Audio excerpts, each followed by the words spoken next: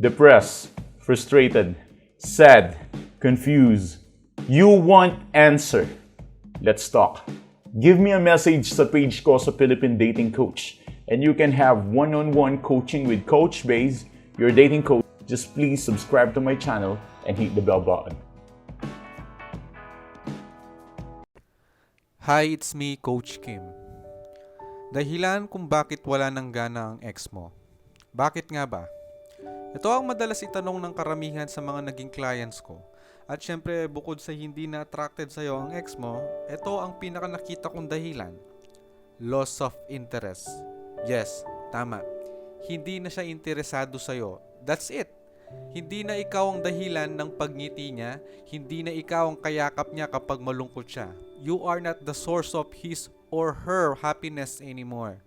Dahil sa isang relasyon, alam mo yon, hindi lang dahil sa kung ano ang nakukuha mo o nakukuha niya sa'yo, kundi dahil din sa bagay na kinakahumaling niya sa'yo kung bakit napakainit niya sa'yo noon. Alam mo yon kung ano? Ikaw. Oo, ikaw nung panahong hindi pa kayo. O baka naman may mag-react dyan. Coach, paano yun? May business naman ako. May trabaho naman ako. Gwapo, maganda at sexy. May 10 packs abs pa nga eh. Bakit wala na siyang gana? Okay, easy. Let me explain. Actually, kahit gaano ka pa kaganda at kagwapo, kahit ikaw pa ang pinakamayaman sa buong mundo, once na dinump ka ng ex-partner mo, ibig sabihin, tapon ka na. Ibig sabihin, ayaw na niya sa'yo. Kasi bukod sa attraction, hindi na nagiging interesante ang buhay mo. Nawala na ang pinaka-honeybee or mansanas na hinahanap-hanap niya sa'yo. Kasi bakit? Ibinigay mo lahat eh. Nagiging kampante na. Matagal na, may mga anak na at subok na. Big wrong. Once na hindi ka na interesting, madalas babay sa'yo. Though conscious naman sila dun sa mga reason nila kung bakit ayaw na nila, pero bukod sa loss of attraction, isa ang interest sa reason kung bakit wala na siyang gana. Kaya nga madalas pinagpapalit nila sa matandang lalaki, single mom. Okay. Don't get me wrong ha. Hindi ko sinasabing masamang magmahal ng mga tulad nila. Ganyan kasi yung mga mentality ng tao ngayon. Minsan, automatic kapag dinump ka o pinagpalit ka sa iba, nagkakaroon tayo ng insecurities, comparison, at take note of this one, nagse-self-pity ka. Hindi mo matanggap na mas interesado ang ex mo sa kanya o sa pagiging single. Why? Kasi hindi nagiging interesting ang buhay mo. Umiikot na lang ang buhay mo sa ex mo. Siya ang ginagawa mong mundo, nagiging pabigat at sakit ka sa ulo in short. Kaya nga may mga ex hindi lang sa wala ng gana kundi galit na galit pa. Sometimes ikaw din ang reason kung bakit ganyan na ang ex mo. Hinahayaan mo siya ang kumontrol. Pinaparamdam mo sa kanya na kaya mong sungkitin ang mga bituin sa langit para sa kanya. Kaya ito ka ngayon. Nga.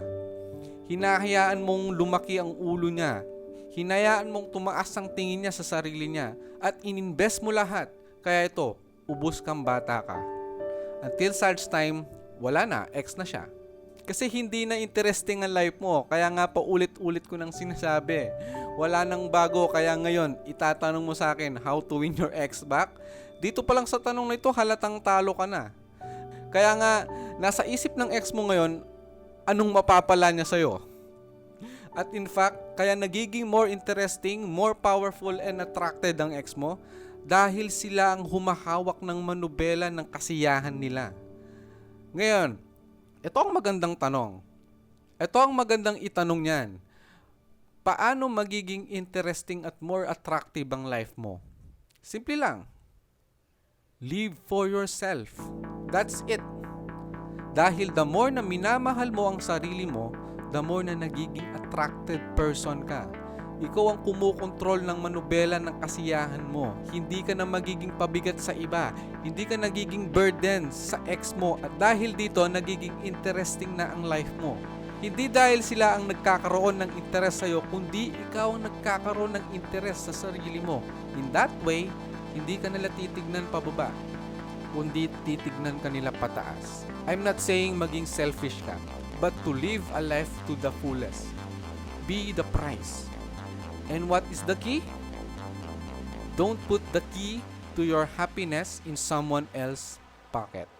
Hayaan mo maging curious sila sa kung anong gagawin mo sa buhay mo ngayon. Be happy and take care of yourself. Thanks for